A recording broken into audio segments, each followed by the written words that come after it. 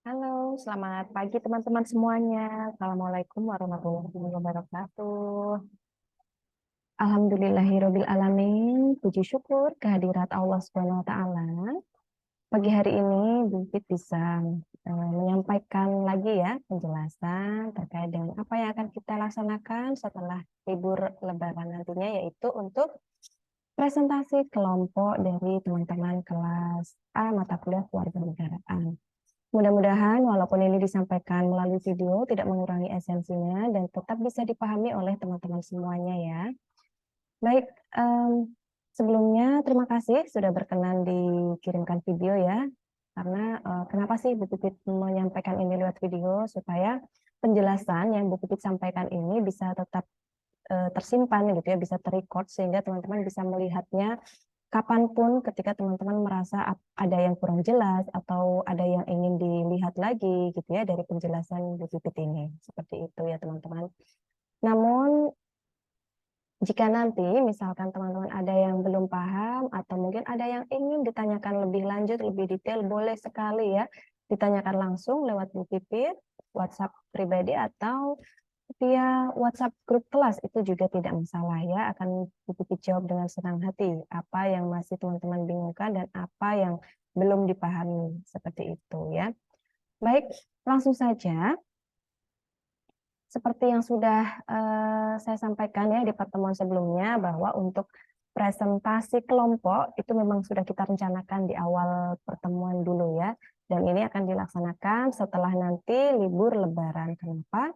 Karena supaya lebih efektif gitu ya teman-teman. Karena kalau puasa kemudian kita diskusi di kelas itu sepertinya akan kurang maksimal gitu ya. Mengingat energi orang berpuasa itu kan tentu beda ya dengan energi orang yang tidak berpuasa. Harapannya ketika nanti kita presentasinya setelah Lebaran, teman-teman sudah jauh lebih siap, kemudian secara fisiknya pun sudah jauh lebih siap, sehingga untuk menyampaikan materi bisa maksimal dan juga bisa menguasai materi dengan lebih baik. Selain itu juga waktu atau persiapannya pun juga lebih panjang ya, sehingga teman-teman bisa berdiskusi dengan satu kelompoknya, satu tim dalam kelompok itu lebih maksimal lagi, begitu ya.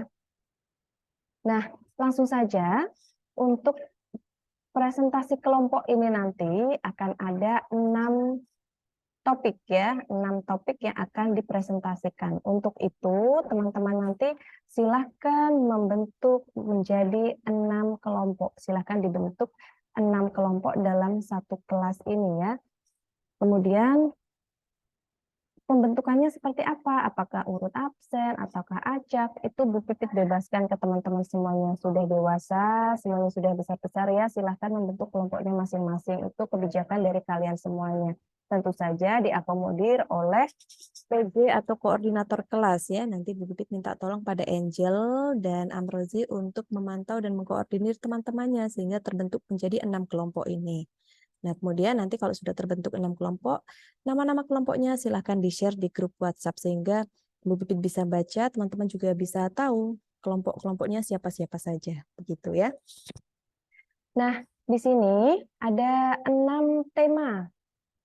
Maaf, ada 6 topik ya, dan 3 tema besar untuk dipresentasikan. Jadi memang 2 kelompok ini akan mempresentasikan tema yang sama, tetapi dengan topik yang berbeda. Seperti itu ya. Yang pertama yaitu kelompok 1. Kelompok 1 ini nanti akan menjelaskan tentang demokrasi. Ya, tentang demokrasi. Nah, nantinya kelompok 1 ini bisa lebih spesifik menjelaskan tentang perkembangan demokrasi dan nilai-nilai demokrasi.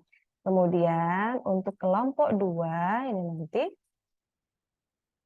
masih sama dengan tema demokrasi, tetapi topiknya berbeda, yaitu lebih spesifik tentang apa sih itu demokrasi dan juga pendidikan demokrasi. Mungkin dijelaskan pendidikan demokrasi dari masa ke masa itu bagaimana, seperti itu ya. Kemudian untuk kelompok 3 itu temanya tentang hak asasi manusia, namun lebih spesifik topiknya yaitu tentang pengertian hak asasi manusia dan sejarah perkembangan hak asasi manusia. Nah, untuk hak asasi manusia ini teman-teman tidak harus selalu mengambil dari Indonesia saja, tetapi boleh juga mengambil tentang hak asasi manusia yang ada di dunia.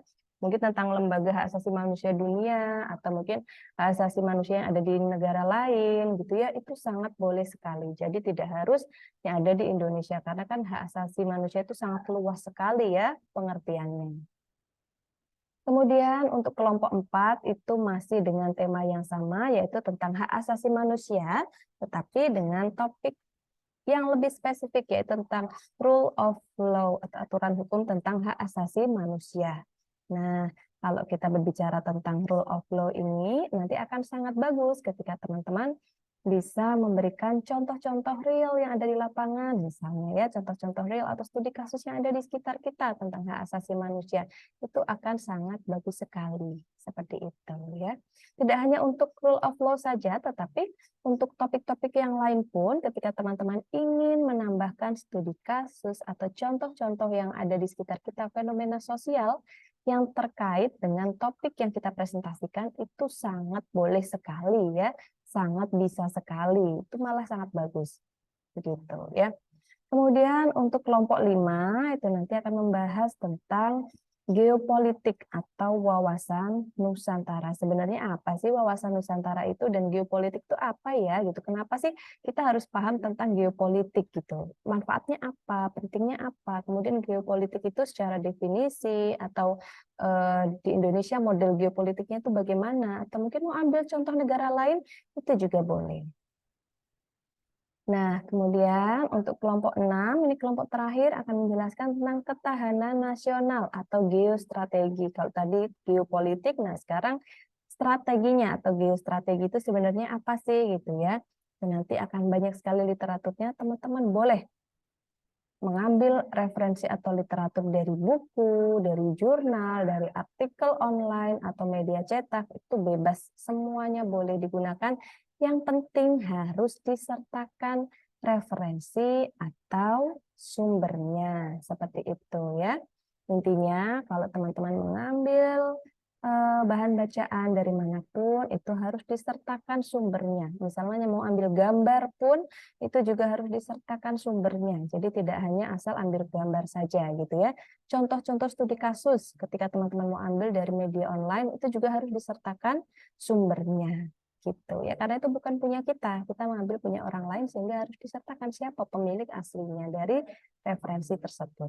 Seperti itu ya. Ini adalah tema dan topiknya, ada 6 topik presentasi yang nanti teman-teman akan jelaskan lebih detail di kelas. Begitu ya. Kemudian yang selanjutnya, nah untuk teknis presentasinya, ini seperti yang Bu Pipit sampaikan di awal tadi, silakan nanti dibentuk menjadi 6 kelompok ya. 6 kelompok ini bebas, boleh seperti apa model kelompoknya itu bebas, Bu Pipit pasrahkan ke teman-teman semuanya. Yang penting jadi aja 6 kelompok ini.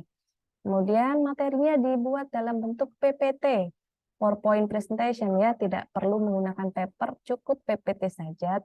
Tetapi akan lebih bagus ketika PPT-nya itu karena namanya PowerPoint ya, jadi poin-poinnya saja yang akan dipresentasikan. Jadi nanti untuk penjelasannya teman-teman bisa elaborasi, bisa mengeksplor penjelasan dari kalian sendiri gitu. Jadi PPT-nya itu semoga tidak full penjelasan gitu. Jadi kalian tinggal baca itu enggak ya. Harapannya PPT-nya itu benar-benar dibuat singkat, bermakna, tetapi kalian bisa menyampaikan itu dengan baik. Itu akan jauh lebih bagus. Gitu ya teman-teman. Itu untuk PPT-nya. Jangan lupa dalam PPT tadi harus disertakan referensi atau sumber-sumber yang sudah kalian ambil. Entah itu dari modul, jurnal, media online atau offline, silahkan semuanya disertakan referensinya. Kemudian presentasi langsung di kelas sesuai dengan topik dan tema masing-masing kelompok. Ini jelas ya. Nah ini untuk selanjutnya, dalam satu hari teman-teman itu nanti akan ada 2 kelompok yang presentasi. Jadi setelah libur Idul Fitri nanti, itu akan ada 2 kelompok yang presentasi di hari Rabu pagi. Misalnya, pertemuan 9, ini pertemuan pertama setelah Lebaran ya, yang akan kita gunakan untuk presentasi, itu akan diisi oleh presentasi dari kelompok 1 dan kelompok 2. Kemudian minggu depannya lagi, pertemuan 10 akan diisi oleh presentasi dari kelompok 3 dan 4, seterusnya sampai dengan kelompok terakhir yaitu kelompok 5 dan 6. Seperti itu ya. Sehingga 6 kelompok ini akan selesai dalam waktu 3 minggu. Seperti itu ya. Sehingga nanti teman-teman masih punya waktu nih sekitar 2 minggu sebelum ujian akhir semester. Nah, memang sengaja Bu Pipit padatkan pada saat presentasi ini supaya lebih efektif. Selain itu juga teman-teman agar bisa fokus gitu ya untuk mempersiapkan ujian akhir semester. Kemudian setiap anggota kelompok itu diharapkan harus berpartisipasi aktif dalam presentasi tersebut, gitu ya. Tidak hanya sebagai moderator, gitu, tetapi juga bisa menjelaskan, kemudian mampu menjawab pertanyaan dengan baik, mampu menyampaikan argumen dengan baik, seperti itu ya. Jadi semuanya berpartisipasi aktif, tidak hanya membaca sebagai moderator memperkenalkan teman-teman kelompoknya ya, tetapi juga harus menguasai apa sih sebenarnya yang ingin saya sampaikan di kelas gitu, apa yang ingin saya presentasikan di kelas itu harus paham betul. Itulah fungsinya presentasi kelompok, harus ada proses diskusi di dalamnya seperti itu ya. Karena kalian sudah semester berapa sekarang? Semester 2 ya. Nah, artinya harus ada kemajuan dari semester lalu gitu. Kalau semester lalu mungkin masih baca, kemudian diskusinya hanya lewat WhatsApp saja, atau mungkin pada saat mau presentasi gitu baru diskusi. Nah, diusahakan untuk kali ini ada waktu ketika teman-teman di sini ketemu gitu, paham gitu. Nanti saya bagiannya ini gitu ya, ngobrol langsung. Ada proses diskusi yang dilakukan di dalamnya gitu. Ada tukar pikiran di situ untuk kira-kira nanti akan menyampaikan apa pada saat presentasi, itu akan sangat bagus sekali ya. Dan model-model kelompok yang seperti itu, model-model kelompok yang seperti itu nanti nampak gitu di kelas, persiapannya itu pasti akan berbeda dengan kelompok yang dadakan diskusinya gitu ya. Nah, kemudian ini ada schedule atau waktu presentasi nantinya ya teman-teman. Seperti yang tadi sudah disampaikan bahwa presentasi ini 6 kelompok ini akan diselesaikan dalam waktu 3 pertemuan atau 3 minggu. Rencananya seperti ini, semoga tidak ada perubahan ya. Jadi kita mulai setelah Idul Fitri. Itu nanti akan dimulai oleh 2 kelompok, yaitu kelompok 9 dan kelompok 10. Nah, kelompok 9 dan 10 ini akan mengawali presentasi di tanggal 3 Mei 2023. Itu nanti oleh kelompok 1 dan 2. Kemudian lanjut pertemuan 11 dan 12 itu akan kita laksanakan di tanggal 10 Mei. Itu adalah presentasi dari kelompok 3 dan 4. Dan yang terakhir pertemuan 13 dan 14 ini juga pertemuan terakhir perkuliahan kita ya di semester ini. Insya Allah itu akan dilaksanakan pada tanggal bukan 3 Mei, tanggal berapa ya? Sebentar, teman-teman. Setelah tanggal 10 itu berarti tanggal 17, maaf ini typo ya, ini akan diketik ganti sekalian supaya tidak bingung. Tanggal 17 Mei 2023 itu presentasi untuk teman-teman kelompok 5 dan kelompok 6. Juga meeting terakhir kita untuk semester ini. Nah, di sini sudah dibuat schedule-nya, tanggalnya, dan kelompok-kelompoknya. Nanti teman-teman bisa lihat kira-kira kapan ya nanti akan presentasi, itu silahkan dicek di sini ya. Sehingga 6 pertemuan ini akan selesai dalam waktu 3 minggu. Seperti yang tadi sudah dijelaskan di awal, dengan harapan teman-teman mahasiswa bisa lebih fokus pada persiapan ujian akhir semesternya. Yang merasa nilainya belum maksimal, nanti bisa dimaksimalkan lagi, gitu ya. Mungkin fokus mengerjakan tugas-tugas ujian akhir semester, dan lain sebagainya. Gitu ya. Seperti itu tadi yang sudah sedikit sampaikan ya. Jika memang ada yang belum jelas atau belum paham betul gitu ya, itu boleh sekali ditanyakan langsung via WhatsApp atau WhatsApp grup ya, WhatsApp pribadi atau WhatsApp grup. Nanti akan dibalas dengan senang hati saat sudah luang ya. Nanti silakan boleh sekali ditanyakan jika ada yang belum jelas. Atau mungkin bisa ditanyakan dulu ke teman-teman kelasnya kalau ada yang belum jelas, dan nanti kalau belum terjawab pada teman-teman kelas nanti boleh langsung ditanyakan ke saya. Insya Allah akan dijawab dengan senang hati ya. Seperti itu kurang lebih penjelasan untuk mekanisme dan teknik presentasi di pertemuan kali ini. Mudah-mudahan bisa disiapkan dengan maksimal, bisa didiskusikan dengan maksimal, dan menghasilkan sesuatu yang memang maksimal juga ya, hasil dari presentasi atau diskusi kelompok tadi, begitu ya. Karena memang penilaian terkait dengan presentasi, ini juga salah satu tugas utama dari yang sudah kita sepakati di awal dulu ya. Itu nanti akan menjadi salah satu poin penilaian, kemudian partisipasi dari teman-teman atau keaktifan itu juga nanti akan dinilai. Jadi kalau teman-teman aktif, nanti pun penilaiannya pun juga akan mempengaruhi gitu ya, akan berpengaruh terhadap penilaian akhir nantinya gitu. Jadi dipersiapkan dengan maksimal, sungguh-sungguh, dan mudah-mudahan bisa menghasilkan yang terbaik. Seperti itu ya. Itu saja yang bisa saya sampaikan. Mudah-mudahan bisa dipahami dengan baik. Jika ada yang belum jelas boleh ditanyakan. Kita cukupkan dulu ya. Seperti itu. Ini nanti akan di-share di grup WhatsApp, PPT-nya akan di-share di e-learning. Silahkan presentasi di e-learning ya teman-teman, jangan lupa. Itu saja, lebih dan kurangnya saya mohon maaf. Selamat menjalankan 10 hari terakhir ibadah puasa. Juga selamat libur lebaran, yang mudik selamat berkumpul dengan keluarga. Mudah-mudahan sehat selalu, bahagia selalu. Insya Allah kita ketemu lagi setelah Idul Fitri ya.